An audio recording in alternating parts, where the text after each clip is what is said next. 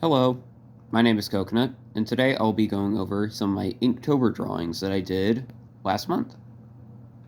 For those who don't know, Inktober is a 31-day drawing challenge, though it can be in any form of art if you please. And the idea is that you do 31 different prompts over the course of October. And as an amateur traditional artist, I really wanted to try to progress my skills, and I thought that Inktober would be the best way to do that. You will see 3 characters throughout these drawings that I'm going to show to you today, and each one is one that I have spent a while trying to create, and so as I go through each drawing, you'll just hear me talk about the little tidbits on how I made them, and maybe some little fun facts along the way as I continue throughout Inktober and try to finalize these characters. So first off, I will be discussing Coconut first, and I'll be flipping through the pages. I'll go through each character as we flip through the pages. So first I'll start with Coconut. So Coconut was actually the first character that I ever created. He is meant to be a persona of myself, and he's meant to be a play on word of my name, Coco. My nickname, at least. And I really debated for a long time how he would look. There were several drafts that I went through, and I finalized the design in about April. And from then on, I wanted to mostly iron out his design. And at first, I oftentimes imagined that he would have his umbrella as the thing that gives him life. I sort of retcon that later on.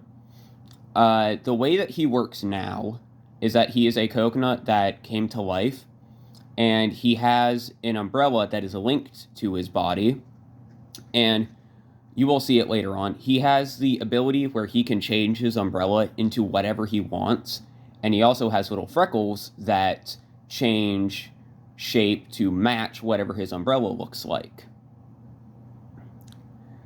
And currently that is his design right now. I made him to be a goofy character because I wanted him to seem like a kid. That was one of the big inspirations for him, was that I wanted him to feel very childlike. So next up, this is actually perfect timing. Next up is Mango. Now Mango is an interesting story. For anyone who's known me, I love dragons. Dragons are one of my all-time favorite mythical creatures. In fact, How to Train Your Dragon is one of my favorite DreamWorks movies of all time. And so when designing a dragon, I went a lot of different routes. Initially, Mango was going to look similar to Spyro in a way, but I didn't really like the design. It felt too wide, and I didn't really like that I had to draw the wings all the time. And so I did a different design that made her more snake-like. And I actually really liked the design. Now, the one thing that I really struggled with for a long time was trying to get the mouth to look right.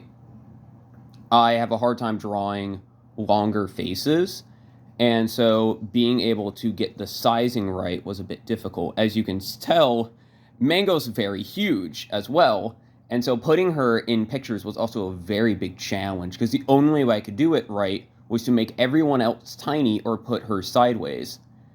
And so it was challenging to put her in the drawings in here.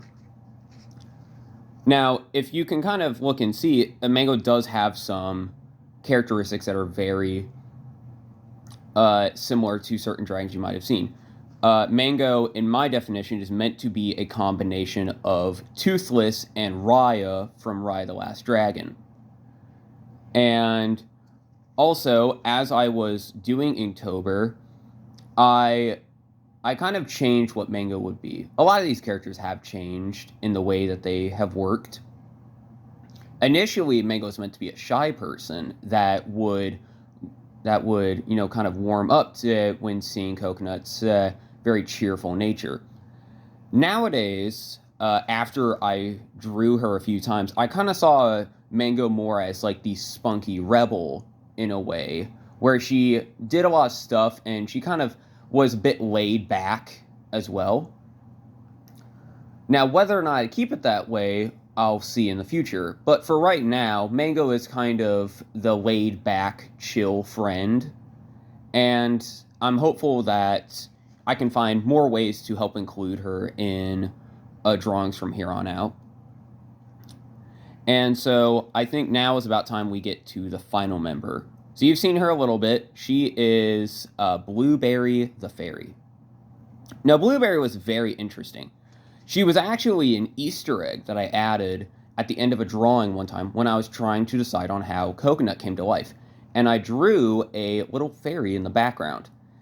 This was meant to be a reference to my sister, who really loves fairies, and I thought it'd be a funny little thing to add her as a little character.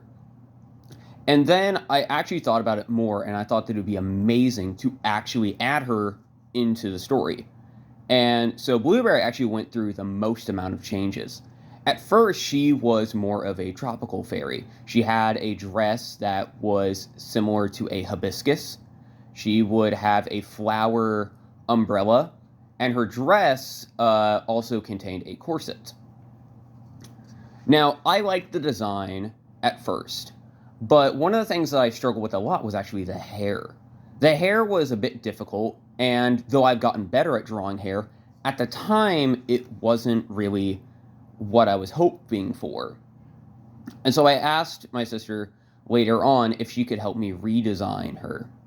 And we settled on this design right here. She is meant to be an ink cap fairy, meant to be a reference to the ink cap mushroom, which was my sister's original vision of what her fairy character would be. And when we finalized a design, I was actually very intrigued to see how I feel like it really came to life. Now, as I alluded to at the start of the video, Blueberry has the ability to create portals. Now, originally, she was meant to have the ability or Shadow Step. For anyone who has played D&D, you could probably know what that is. But since I was a bit unfamiliar with it, I wanted to do something a little bit different. If you've noticed, I've named my characters after fruits, and that is because they actually live on a tropical island, which I have dubbed the Grapefruit Isles. And Blueberry isn't actually from there. She is from a wooded area. And a big question, if I were to ever make a story, would be how do these characters all meet? Coconut and Mango are definitely native to the Grapefruit Isles. Blueberry is most definitely not. And so I thought, and my sister thought, it'd be a good idea to come up with the idea that she mistakenly traveled there. And so to make it easier for me to believe that she traveled there, I made it so that she could make ink portals to wherever she wanted. And this was what led to my idea for her finally. The way that I drew her is that I would write her is that she would take the crew to different places, and she would also bring little human items back with her. And having that design was able to help me feel more free, make them go on little adventures. These are all the drawings. If I want to like add more, I definitely will. But right now, my idea for these characters is that they are 3 little goobers that will travel on adventures and just love to have fun. And I'm hopeful that very soon I can be able to continue forward with drawing and try to finalize some designs for them moving forward. I hope that you enjoyed, and I'll try to keep drawing, and maybe I'll give you all an update if I add any other characters down the road. See you guys later.